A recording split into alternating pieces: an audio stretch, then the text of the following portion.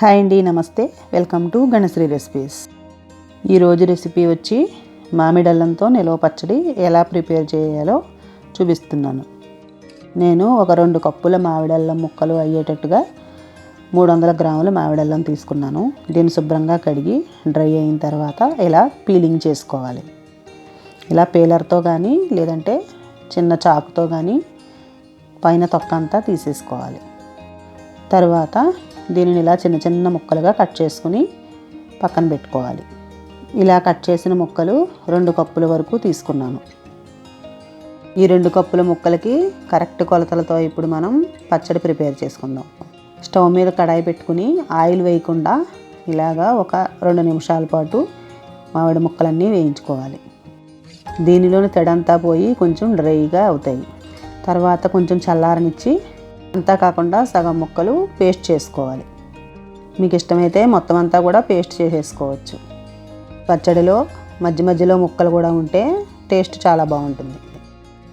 ఇప్పుడు స్టవ్ మీద కడాయిలో 1 స్పూన్ ఆవాలు, 1/2 స్పూన్ మెంతులు వేసుకుని కొంచెం దోరగా వేయించి చల్లారిన తర్వాత పౌడర్ చేసుకోవాలి.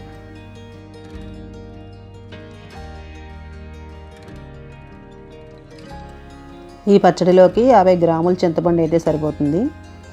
దీంట్లోకి 1 కప్పు బాగా మరిగించిన నీళ్ళు ఉంటాయి కదా, అవి వేసి నానబెట్టుకోవాలి. నానబెట్టి తర్వాత రసం తీసి పక్కన పెట్టుకోవాలి. స్టవ్ మీద కడాయి పెట్టుకుని అందులో 100 గ్రాముల వేరుశనగ నూనె కానీ లేదంటే పప్పు నూనె కానీ వేసుకుని అది కొంచెం వేడెక్కిన తర్వాత ఆవాలు, మినప్పప్పు, కొద్దిగా జీలకర్ర, కొంచెం శనగపప్పు వేసి వేయించాలి.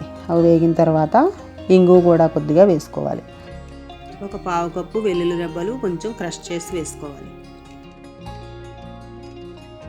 ఇవి వేగుతుండగానే మనం చింతపండు రసం తీసుకున్నాం కదా, అది కూడా ఈ నూనెలోనే వేసి ఒక 2 నిమిషాల పాటు కుక్ చేయాలి. అందులో పచ్చి వాసన అంతా పోయే వరకు కుక్ చేసుకోవాలి. ఇలా నిలవ పచ్చళ్ళలో చింతపండు ఇలా నూనెలో వేయించడం వల్ల సంవత్సరం అంతా పాడవకుండా నిలవ ఉంటుంది. చింతపండు మగ్గిన తర్వాత స్టవ్ ఆఫ్ చేసేసుకుని ఈ మామిడి అల్లం ముక్కలు వేసి కొద్దిగా పసుపు వేసుకోవాలి. ఇదంతా బాగా కలుపుకున్న తర్వాత ఇందులోకి ఒక 100 గ్రాముల పచ్చడి కారం ఉంటుంది కదా, అది వేసుకుని అలాగే 2 స్పూన్ల సాల్ట్ వేసుకోవాలి. సాల్ట్ మీకు తగినంత చూసుకుని వేసుకోండి. అలాగే ముందుగా మనం పౌడర్ చేసుకున్న ఆవాల పౌడర్ కూడా వేసుకుని మొత్తం అంతా కలిపేయాలి. అంతే, మంచి గుమగుమలాడే మామిడల్లం పచ్చడి రెడీ అయిపోయింది. మీకు దీని మీద ఇంకా ఆయిల్ కావాలంటే పైన ఇంకా ఆయిల్ వేసుకోవచ్చు. ఇది బాగా చల్లారిన తర్వాత తడి లేకుండా ఉన్న ఒక గాజు సీసాలో వేసుకుని స్టోర్ చేసుకుంటే సంవత్సరం అంతా పాడవకుండా ఉంటుంది. టేస్ట్ కూడా చాలా బాగుంటుంది. మీరు కూడా తప్పకుండా ట్రై చేయండి. Thanks for watching.